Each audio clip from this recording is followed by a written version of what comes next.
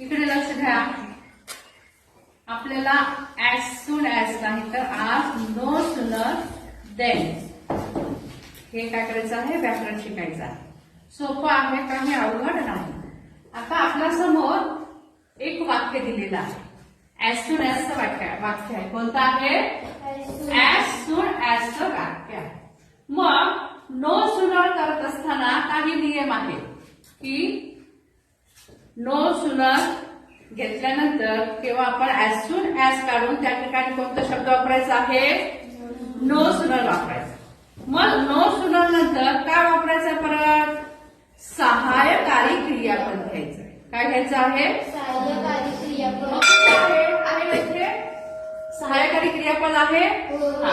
मग no sooner नंतर सहाय्यकारी क्रियापद घ्यायचं आहे. त्यानंतर कर्ता घ्यायचंय. त्यानंतर कर्ता आहे तसं वाक्य लिहायचं आणि जिथे कॉमा आहे त्या ठिकाणी ज्ञान शब्द वापरायचा आहे. पुन्हा आहे तसं वाक्य वापरायचं. समजा काही वाक्यामध्ये आपल्याला सहाय्यकारी क्रियापद म्हणजेच हेल्पिंग वर्ब दिलेलं नसतं. मग अशा वेळी काय करायचं आहे? क्रियापदानुसार. कशानुसार?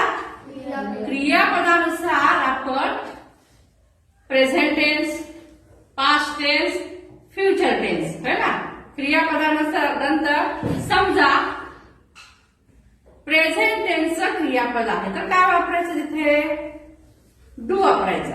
काय वापरायचं आहे? डू. आणि समजा पास्ट टेन्सचं क्रियापद असेल तर डीड वापरायचं. आणि समजा फ्युचर टेन्सचं क्रियापद असेल तर डर. कशाऐवजी वापरायचं आहे? सहाय्यकारी क्रियापदाच्या ऐवजी. ओके, आता आपण हे वाक्य बघूया. ऍज सून ऍजच्या ऐवजी आपण काय घेतलेलं आहोत? नो सूनर घेतलेला आहोत. मग ऍज सून ऍजच्या पुढे काय आहे? कर्ता आहे. मग आता कर्त्यानंतर सहाय्यकारी क्रियापद आहे. मग नो सूनर नंतर आपल्याला काय घ्यायचं आहे? सहाय्यकारी क्रियापद.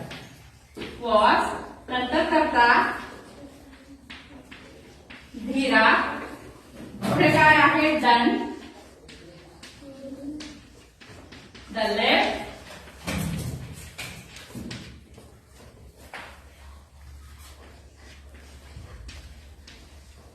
इथं आपल्याला देन वापरायचं आहे.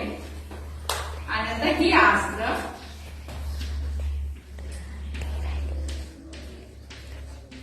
आहे कसं वाक्य घ्यायचं.